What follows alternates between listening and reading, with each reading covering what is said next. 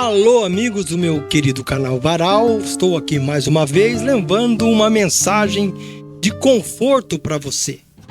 Nós vamos falar ser fiel à natureza de Deus. Nós vamos se basear agora hoje em 2 Timóteo 2,13, que fala sobre a fidelidade, aquele que é fiel a Deus. Quando você é fiel a Deus, não há barreira que possa se sustentar diante de ti. Lá em 2 Timóteo 2,13, diz assim: se somos infiéis, ele permanece fiel, pois não pode negar a si mesmo. Esse versículo, amados irmãos, ele enfatiza a natureza imutável da fidelidade de Deus, e o que significa que, mesmo quando os seres humanos agem com infidelidade, Deus ainda continua fiel à sua própria natureza e às suas promessas. Ele não se afasta. Nós temos o Espírito Santo. A passagem ela contrasta a falibilidade humana com a constância divina, assegurando que a infidelidade humana não muda a natureza de Deus. Deus é Deus. Isso significa que, apesar das nossas falhas, das nossas recaídas, a fidelidade de Deus continua. O seu pacto é um pacto e as suas promessas ela nunca diminui. Nós temos uma certa interpretação sobre a fidelidade de Deus. A mensagem principal é que a fidelidade de Deus não é dependente da fidelidade humana. Ele tem o seu próprio recurso.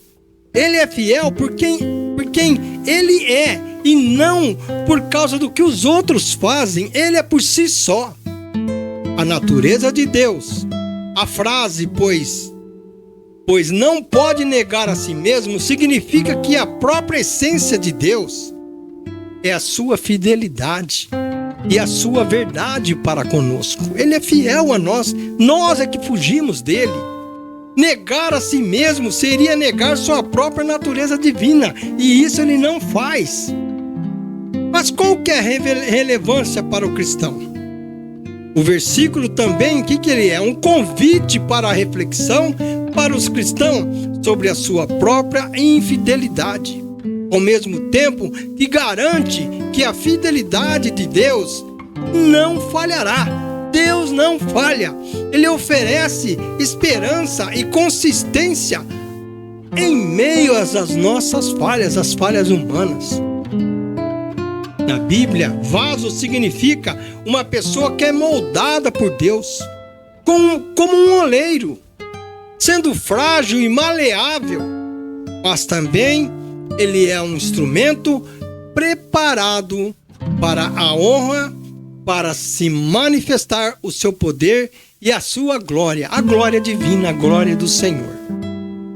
A figura do vaso, neste caso, simboliza a relação entre o Criador e a criação, com Deus sendo o oleiro e as pessoas o barro, que podem ser transformadas para cumprir propósitos especiais ou para uso comum. Ele usa conforme ele quer você, do seu jeito. Para terminar, eu vou dizer que fica assim. Lá em 2 Timóteo 2, nos ensina a importância da fidelidade, da perseverança e a pureza no serviço a Deus, comparando o cristão ao quê? A um soldado, a um atleta e um lavrador que devem se dedicar à verdade e evitar o quê? Discussões vãs e viver em santidade para serem úteis ao Senhor. É a grande verdade. Este capítulo também nos ensina e destaca a necessidade de transmitir o Evangelho a outros e manter a firmeza e a mansidão diante de adversidades e dos que se desviam da fé. Muitos se desviam da fé. Mas quais são os 3 exemplos que nós temos de serviço e dedicação? Soldado, ele deve ser dedicado ao seu comandante, que é Cristo, e se afastar de tudo que desvia do serviço. sem se envolver nos negócios da vida, na nossa vida civil. Já o atleta, ele deve competir seguindo as regras para ser coroados como um grande vencedor, o que simboliza a disciplina e o seu esforço no seu ministério. Você tem um ministério.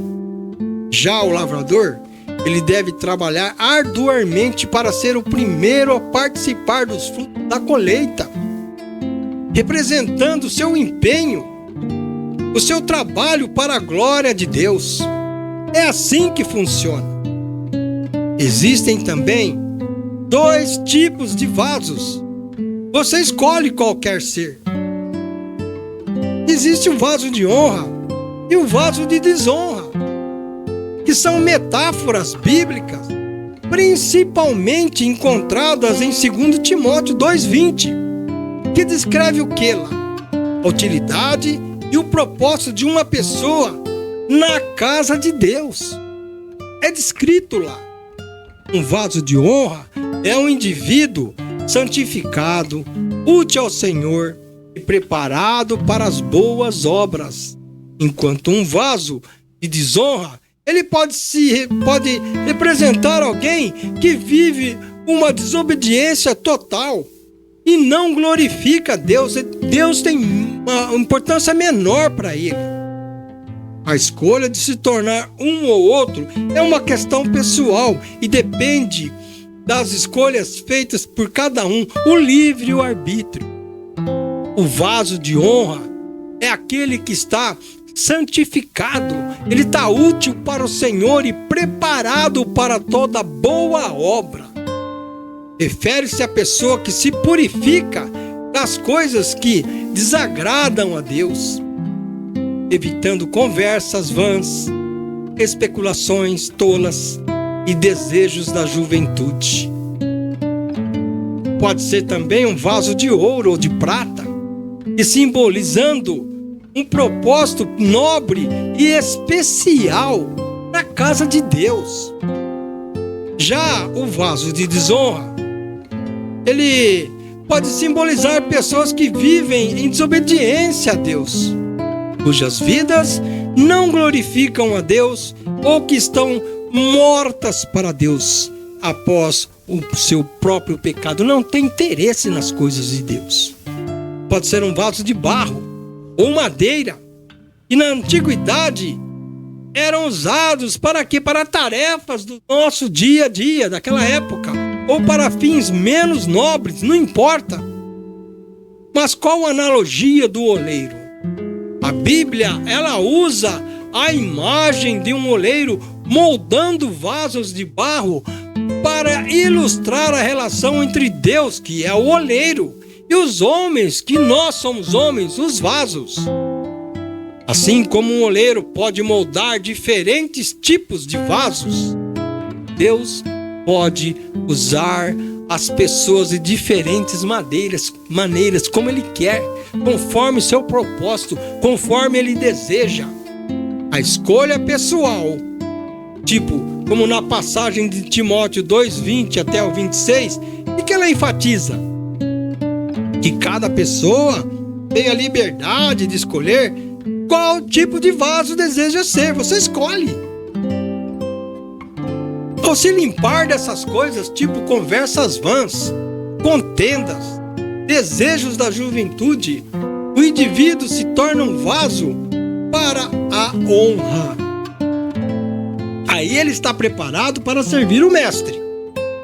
E assim que a natureza de Deus é descrita em 2 Timóteo 2,13. Portanto, nós temos que escolher aquilo que a gente quer, a forma como a gente pode deixar Deus nos usar. Nós temos esse livre-arbítrio de opção, de escolher, de ver o melhor. Portanto, eu digo para você, continue junto a Deus. Vá até o seu altar, vai até o seu trono e leva o que você tem de melhor. Seja um vaso bom. Ele é o oleiro e você é o barro. Deixe Ele moldar a sua vida. Nos dias de hoje, ser crente, ser cristão está difícil.